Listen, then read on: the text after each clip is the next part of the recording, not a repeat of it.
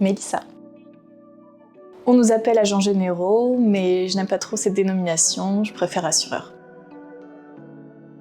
Agent général, c'est trop flou, trop vague. Conseiller les clients sur plusieurs sujets, la banque, l'assurance et les placements. 8 ans. Par son expertise, dans un premier temps, expliquer au commun des mortels ce qui est les assurances, les garanties, le bon conseil au bon moment. Et dans un troisième temps, être là en cas de sinistre. Ça, c'est presque le premier choix.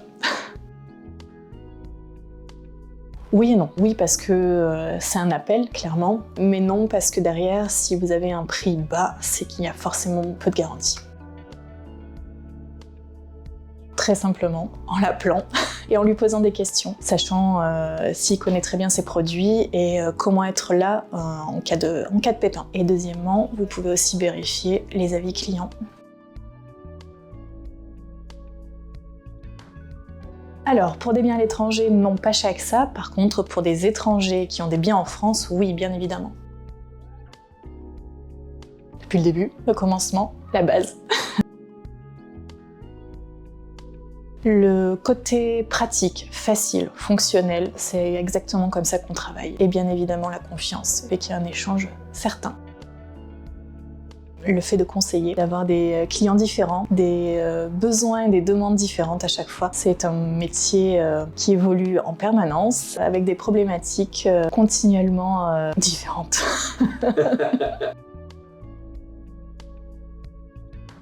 Souvent avant même que le client en ait besoin, quand il se pose la question sur l'enveloppe qu'il peut avoir sur le futur achat. L'assurance de biens, donc bien évidemment assurer son logement, plusieurs classifications, soit propriétaire non occupant si vous n'occupez pas les lieux, propriétaire occupant si vous mettez en Airbnb ou si vous occupez les lieux. C'est exactement le même contrat pour propriétaire occupant que les personnes qui louent leur appartement de façon temporaire. Le troisième, si vous avez octroyé un crédit, il y aura obligatoirement une assurance emprunteur. C'est la loi, c'est la banque. C'est la banque qui va vous obliger, pour garantir son crédit en cas de problématique médicale, décès, incapacité, invalidité, d'être sûr d'avoir le remboursement de son prêt. Non, la garantie va prendre en charge le défaut de paiement, mais vous êtes toujours viable pour aller travailler. La garantie assurance emprunteur va couvrir donc le fait que vous ne puissiez plus travailler, donc en cas d'incapacité, invalidité ou décès. Et dans ce cas-là, une rémunération différente, et c'est donc l'assureur qui prend le relais. Non, ce sont exactement les mêmes besoins, c'est-à-dire on assure le bien et on assure le crédit s'il y en a un.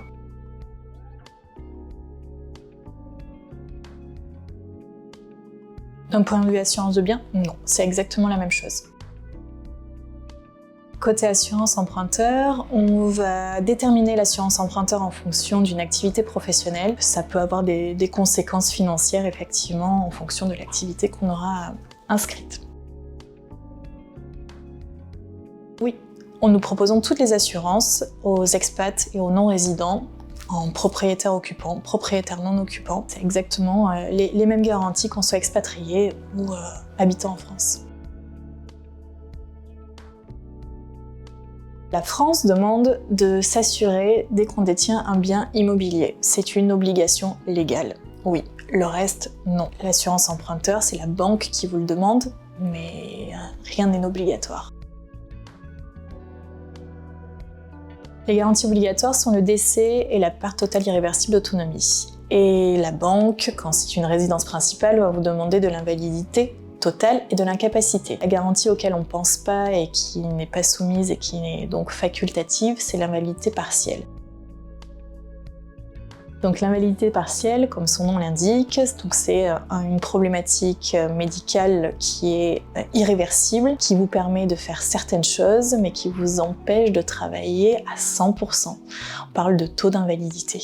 Une invalidité totale est une invalidité à hauteur de 66%. L'invalidité partielle, entre 15 et 66, tout dépend des assureurs.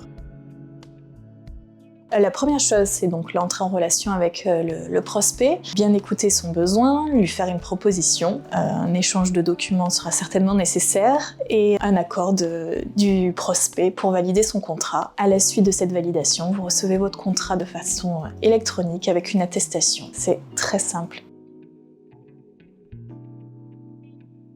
Pour une location longue durée, effectivement, le locataire doit avoir une assurance habitation locataire pour ses biens personnels. Dans le cadre d'un Airbnb, non, il n'y a pas d'obligation d'assurance parce que c'est le propriétaire qui met à disposition son appartement avec ses biens propres. C'est très simple, sur son attestation, il y a forcément le nom de l'assureur, la compagnie et l'agent chez qui il est assuré. Il suffit de passer un coup de téléphone et s'assurer que le locataire n'a pas fait de faux. Merci Nancy.